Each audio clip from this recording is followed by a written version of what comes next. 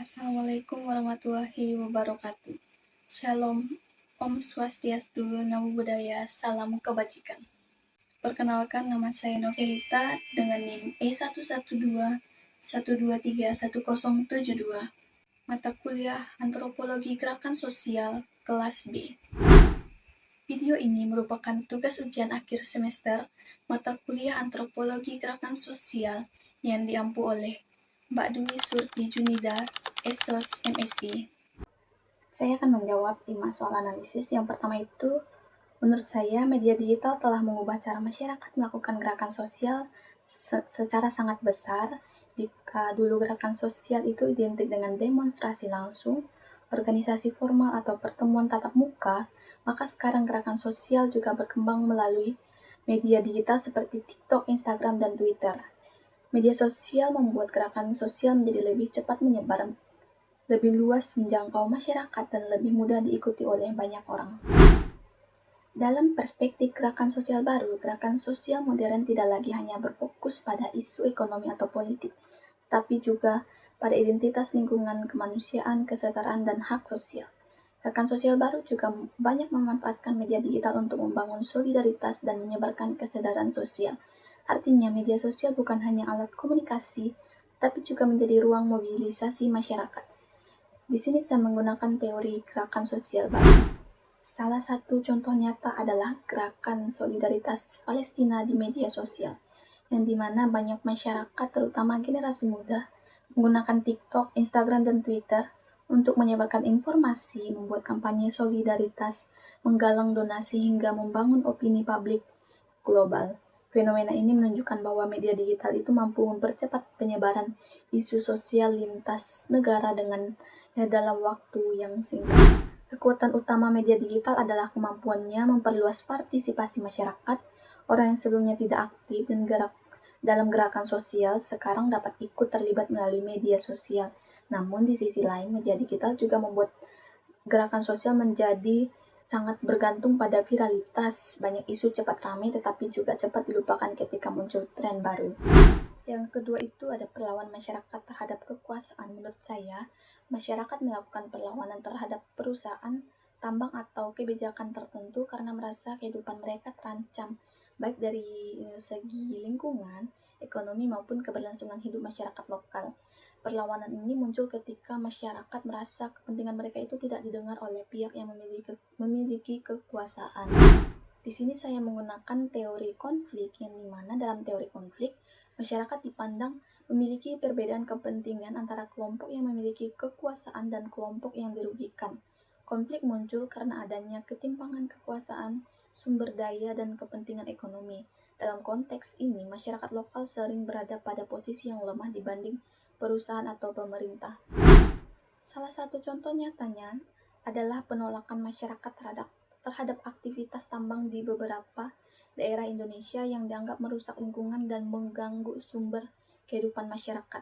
Banyak sekali masyarakat melakukan aksi protes karena khawatir terhadap kerusakan hutan, pencemaran air, hilangnya lahan, dan ancaman terhadap mata pencarian mereka. Menurut saya, perlawanan masyarakat bukan hanya soal penolakan terhadap proyek pembangunan, tetapi juga bentuk perjuangan mempertahankan ruang hidup dan identitas sosial mereka. Dalam banyak kasus, masyarakat merasa pembangunan lebih mengutamakan keuntungan ekonomi dibanding keberlangsungan lingkungan dan kehidupan masyarakat lokal. Selain itu, perlawanan masyarakat juga menunjukkan bahwa masyarakat itu tidak selalu pasif terhadap kekuasaan. Ketika hak dan ruang hidup mereka terancam, mereka dapat membangun solidaritas dan melakukan gerakan kolektif. Yang ketiga yaitu gerakan sosial viral tapi cepat hilang. Saat ini banyak gerakan sosial cepat viral di media sosial, tetapi sebagian besar hanya bertahan sementara dan kemudian menghilang. Fenomena ini menunjukkan bahwa media sosial memiliki kekuatan besar dalam menyebarkan isu sosial, tetapi juga memiliki kelemahan dalam menjaga keberlanjutan gerakan.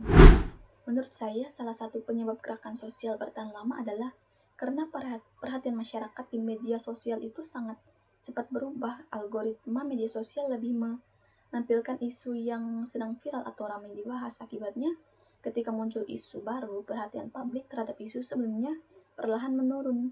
Selain itu, banyak partisipasi digital hanya bersifat simbolik.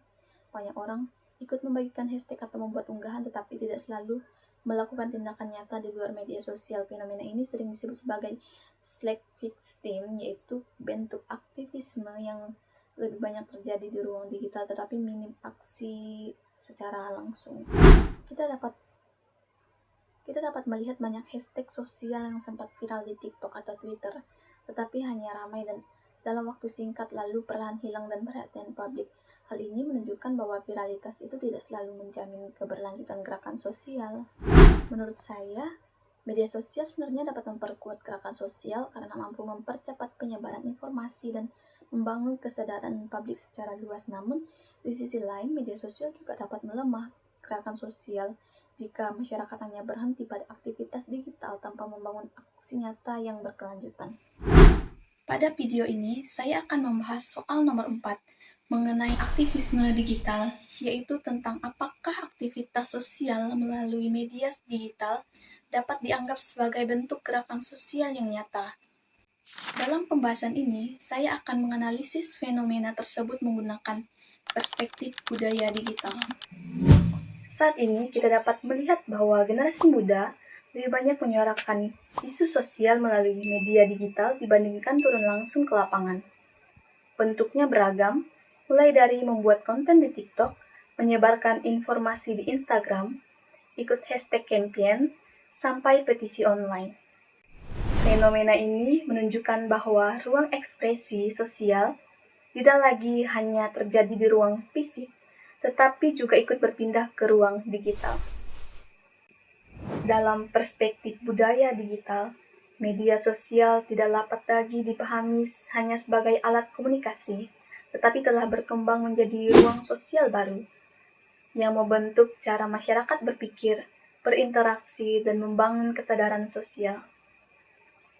Perubahan ini dapat dilihat dari pergeseran fungsi media sosial dari sekedar tempat berbagi informasi menjadi ruang produksi makna sosial dan arena pembentukan opini publik. Artinya bahwa realitas sosial saat ini tidak hanya dibentuk di ruang fisik seperti sekolah, kampus, atau jalanan, tetapi juga secara aktif dibentuk di ruang digital seperti TikTok, Instagram, dan Twitter. Akar perubahannya dimulai dari konsumsi ke produksi makna sosial. Dalam budaya digital, terjadi perubahan fundamental dalam posisi masyarakat. Jika sebelumnya masyarakat hanya berperan sebagai konsumen informasi atau menerima berita dari media, maka dalam ruang digital saat ini, masyarakat juga menjadi produsen makna sosial. Ini terlihat dari bagaimana individu membuat konten opini, menyebarkan hashtag, memberikan komentar yang membentuk narasi publik, melakukan reposting yang memperkuat isu tertentu. Dengan kata lain, makna isu sosial tidak lagi sepenuhnya ditentukan oleh media formal, tetapi dibentuk secara kolektif oleh pengguna media sosial. Yang selanjutnya ada perubahan bentuk partisipasi sosial, yang dimana dalam hal ini, partisipasi sosial juga mengalami transformasi.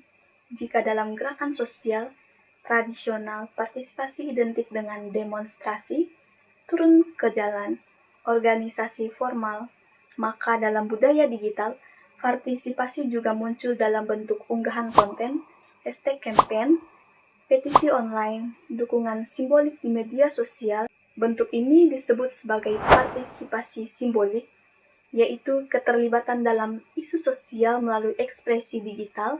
Walaupun tidak selalu hadir secara fisik, partisipasi ini tetap memiliki dampak karena mampu membentuk opini publik secara luas dan cepat. Salah satu contoh nyata aktivisme digital di Indonesia dapat dilihat dari viralnya tagar "Kabur Aja Dulu" di TikTok dan media sosial lainnya.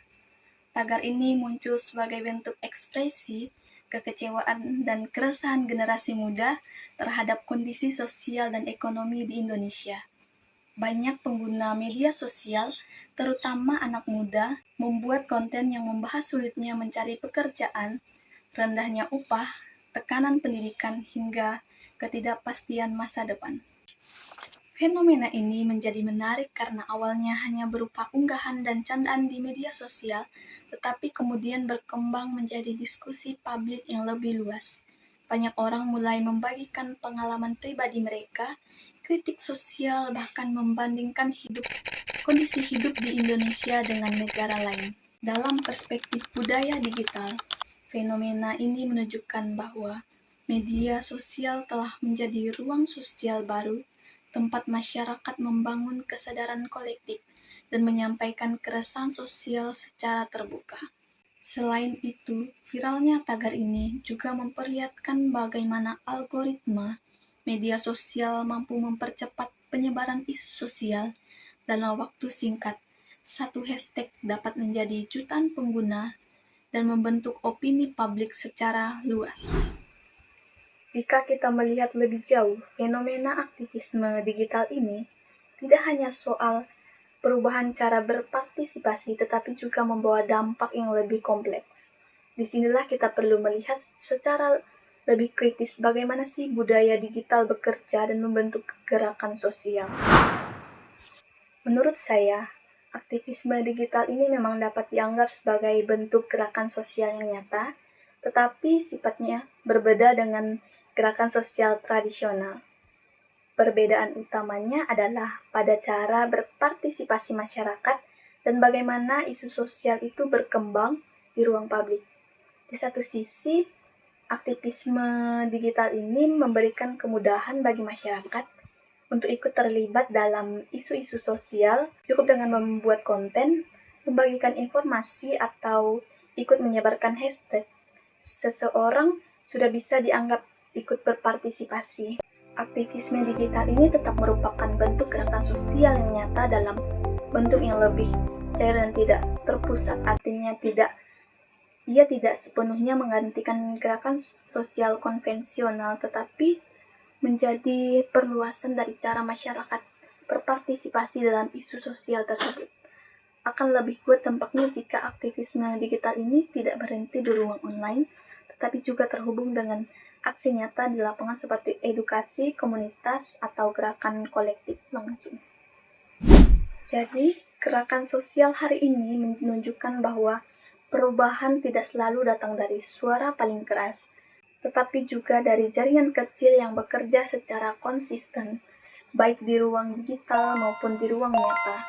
Namun, tantangan terbesar dari era ini adalah bagaimana kesadaran sosial yang terbentuk tidak berhenti pada level wacana atau viralitas, tetapi benar-benar bertransformasi menjadi tindakan yang berkelanjutan.